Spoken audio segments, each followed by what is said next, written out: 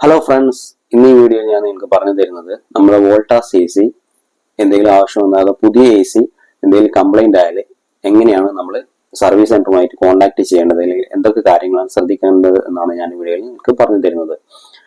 നമ്മൾ A C വാങ്ങുമ്പോഴുള്ള bill ഉണ്ടല്ലോ, അതൊരു പ്രൂഫാണ്. കാരണം വാറന്റി കാർഡ് ഇല്ലെങ്കിലും നമുക്ക് ആ എ സിയുടെ ബില്ല് വെച്ചിട്ട് നമുക്ക് കംപ്ലൈന്റ് അറ്റൻഡ് ചെയ്യാവുന്നതാണ്. അപ്പൊ എങ്ങനെയാ ചെയ്യേണ്ടതെന്ന് വാട്സപ്പിൽ ത്രൂ ആണ് ചെയ്യുന്നത്. അപ്പൊ എങ്ങനെയാ ചെയ്യേണ്ടതെന്ന് ഞാൻ ഇവിടെ പറഞ്ഞത്. നമ്മൾ വാട്സപ്പിൽ രജിസ്റ്റർ ആണ് ചെയ്യേണ്ടത്. ഈ അവരെ നമ്പർ ഞാൻ വീഡിയോയിൽ കൊടുക്കാം. ആദ്യം നമ്മൾ ജസ്റ്റ് ഒരു ഹായ് കൊടുത്താൽ മതി.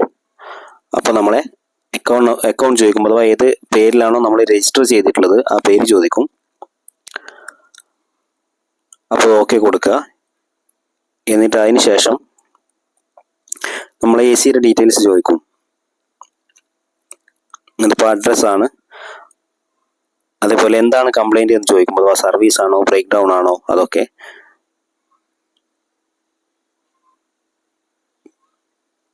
പിന്നെ അതേപോലെ ഏത് എ സി ആണോ, എയർ പ്യൂരിഫയർ ആണോ, ഫ്രിഡ്ജ് ആണോ. അപ്പോൾ നമ്മൾ എ സി ആണെങ്കിൽ എ സി ക്ലിക്ക് ചെയ്യുക.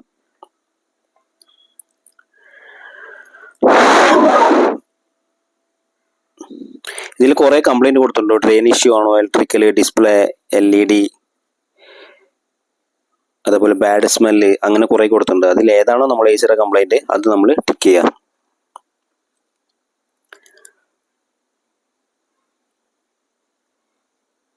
ഞാൻ എ സി വർക്ക് ഉണ്ടായിരുന്നില്ല, അപ്പോൾ അഡീഷണൽ കംപ്ലൈൻ്റ് ആണ് കൊടുത്തത്.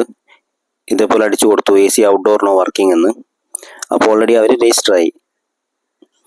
ഇത് രജിസ്റ്റർ ആയി ഏകദേശം 1 മണിക്കൂർ ഉള്ളിൽ തന്നെ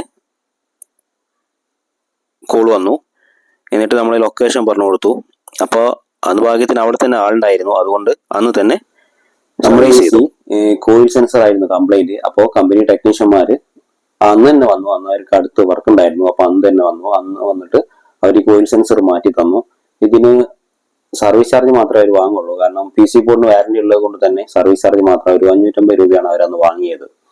അപ്പോൾ എപ്പോഴും ശ്രദ്ധിക്കുക, നമ്മൾ ആ ബില്ല് ഒരിക്കലും കളയരുത്. കാരണം കളഞ്ഞാൽ പിന്നെ നമുക്ക് വലിയ നഷ്ടം. കാരണം പുറത്ത് കൊടുക്കുമ്പോൾ എന്തായാലും നമുക്ക് അത്യാവശ്യം വലിയൊരു എമൗണ്ട് വരും. പുറത്ത് നമ്മൾ കൊടുക്കുമ്പോൾ വാറന്റി പീരീഡിലാണ് ഞാൻ പറഞ്ഞത്. വാറന്റി പീരീഡ് കഴിഞ്ഞാൽ പിന്നെ എന്തായാലും കമ്പനിക്ക് പൈസ വേണ്ടി വരും. അപ്പോൾ അതുകൊണ്ട് തന്നെ ഒരു കാരണവശാലും നമ്മൾ AC വാങ്ങിയ ബില്ല് കളയരുത്. Okay friends, thank you. Have A nice day.